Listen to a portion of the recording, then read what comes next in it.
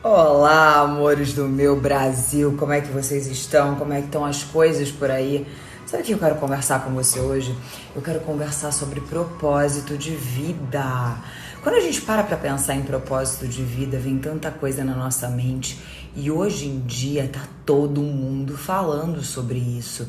E muitas vezes a gente escuta sobre propósito de vida e entende que a gente vai descobrir o nosso propósito de vida amanhã, de uma maneira muito rápida, de uma maneira muito simples. E não é assim que funciona. E aí eu fiquei pensando ontem o que eu ia falar com vocês. Se eu trazia uma matéria, se eu falava mais profundamente sobre propósito. E aí eu pensei assim, eu preciso levar a minha experiência. E eu vou te contar a minha experiência com propósito de vida. Eu não descobri o meu propósito de vida de um dia para o outro. Eu descobri aos poucos. Eu descobri a cada sequência da minha vida. Quando eu ia percorrendo o caminho, nesse caminho eu ia descobrindo mais um pouquinho. E como foi? O que foi o principal de tudo isso? O principal de tudo isso foi buscar o autoconhecimento. Eu só consegui entender o meu propósito de vida e o que eu realmente amava fazer a partir do momento em que eu pude me conhecer, que eu pude ir mais profundo para dentro de mim, que eu pude descobrir quais eram as minhas sombras. Você sabe quais são as suas sombras? Gente, as sombras é tudo que a gente nunca quer ver, mas que a gente é. E as nossas sombras estão aqui dentro. Estão dentro de você, todos nós temos, são os nossos medos, são aquelas versões da gente quando a gente está no nosso pior momento, quando a gente está naqueles momentos de mais raiva, quando a gente está naqueles momentos em que a gente se transforma numa pessoa que a gente não gostaria de ser.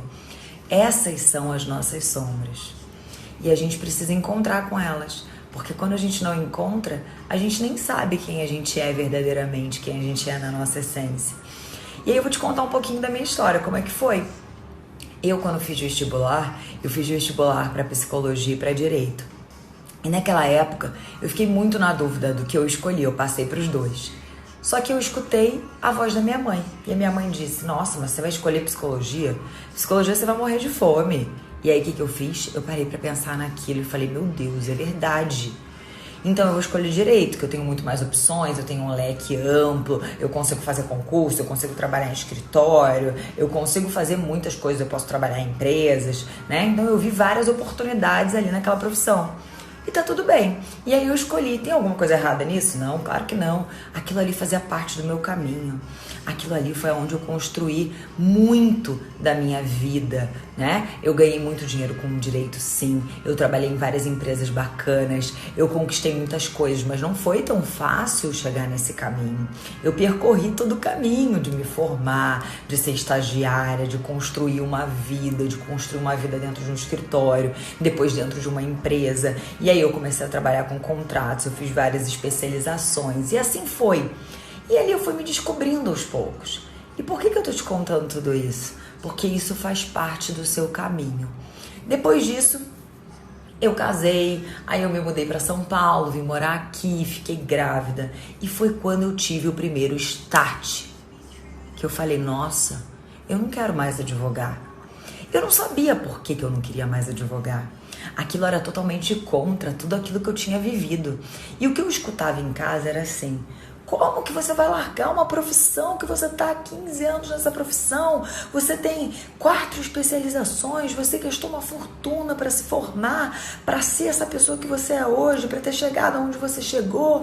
E como que você vai largar tudo isso? Mas alguma coisa dentro de mim dizia, não é mais, não vai ser mais. E essa voz interior que você precisa escutar. Às vezes é muito difícil escutar essa voz interior. Sabe por quê? Porque a gente tem que ir contra, às vezes, as pessoas que a gente mais ama. Às vezes a gente tem que ir contra os nossos pais. Às vezes a gente tem que ir contra o nosso marido. Para ter essa autonomia de ser quem a gente realmente acredita que a gente quer ser. E aí a gente precisa ser muito visionário. A gente precisa ter uma ideia. E aí eu tinha uma ideia. E a minha ideia era montar a Xaxá Boutique. E aí eu comecei com esse projeto de montar a loja virtual. Não foi nada fácil, né? Era um caminho que eu nunca tinha escolhido na minha vida, era um caminho que eu nunca tinha percorrido. Eu nunca tinha trabalhado com marketing digital. E aí eu escolhi esse caminho de abrir uma loja virtual que não tinha a ver com o que eu queria fazer. Eu queria montar uma loja sim, mas eu queria ter contato com pessoas.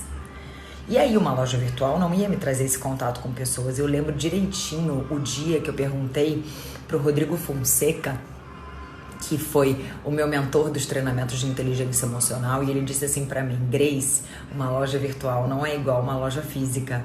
E eu falei: não, vai dar tudo certo e tal, vai ser ótimo, vai ser maravilhoso.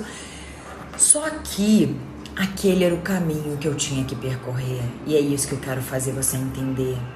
Muitas vezes a gente tem que passar por aquele caminho, porque a gente precisa amadurecer o nosso propósito. O nosso propósito, ele tá dentro da gente.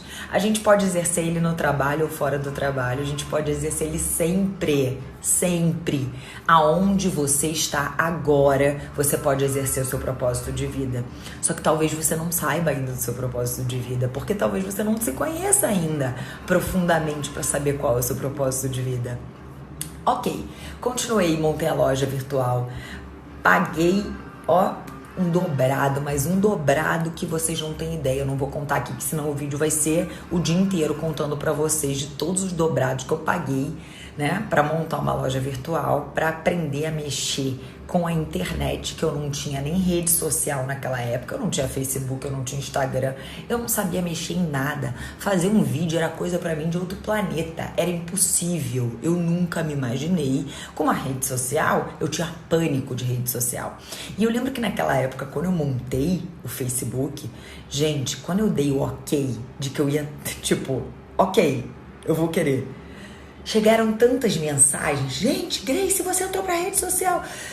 Eu fiquei tão apavorada naquilo que durante 2 minutos eu queria desistir. Eu comecei a ligar para as minhas amigas e queria desistir daquilo. Eu falei: eu não quero mais rede social, tá todo mundo falando comigo, como é que eu vou responder a todas essas pessoas? Tudo aquilo fazia parte do processo. Tudo aquilo foi um pouquinho de construção da minha história.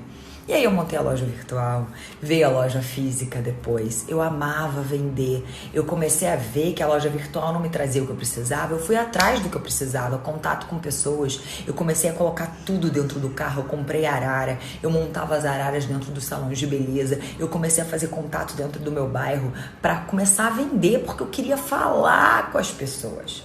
E aí eu comecei a fazer eventos nos salões de beleza, eu comecei a fazer evento em clube, eu comecei a fazer evento em tudo quanto é lugar que você pode imaginar. Eu queria estar com as pessoas, eu queria ouvir as pessoas, eu queria falar com as pessoas. E isso era uma consequência. Quando eu vendia, era consequência de tudo aquilo que eu fazia. Eu fazia um evento, levava champanhe para o salão de beleza, eu levava bolo para atender as clientes, era aquilo que eu gostava. Legal, bacana. Montei a loja física e eu tô lá na loja física, aquela coisa maravilhosa e tal, linda, montei tudo com arquiteto, tudo maravilhoso, atendendo.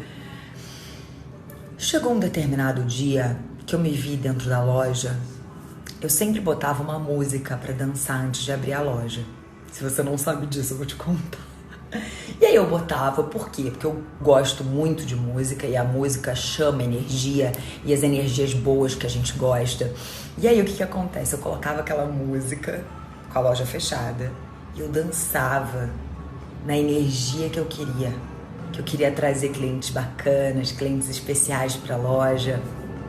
E eu jogava toda aquela energia nas minhas roupas, eu ia tocando em todas as roupas. E aí eu fazia todo esse ritual, que eu acredito nesses rituais.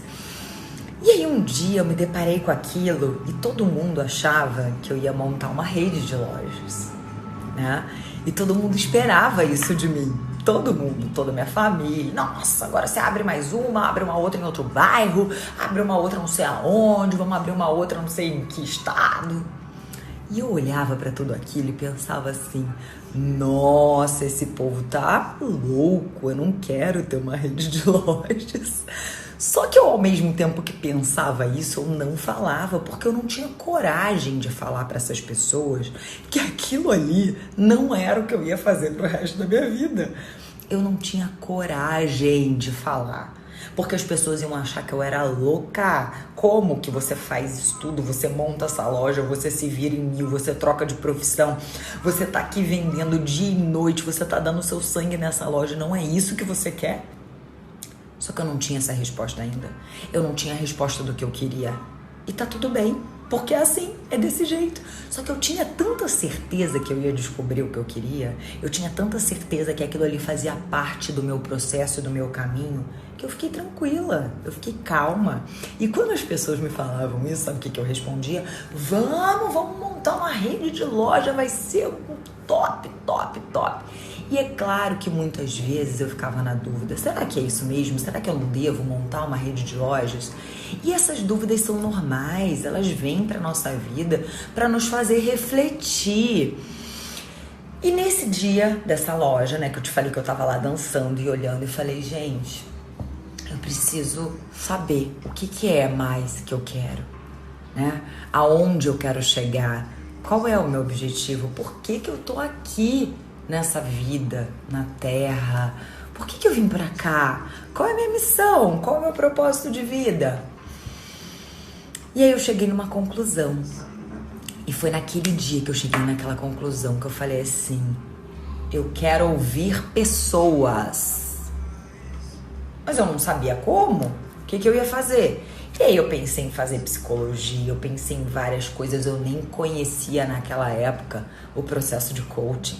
Eu nem sabia que existia. E aí eu só fiquei pensando com aquilo na minha mente. E comecei a me desenvolver cada vez mais, procurar mais autoconhecimento.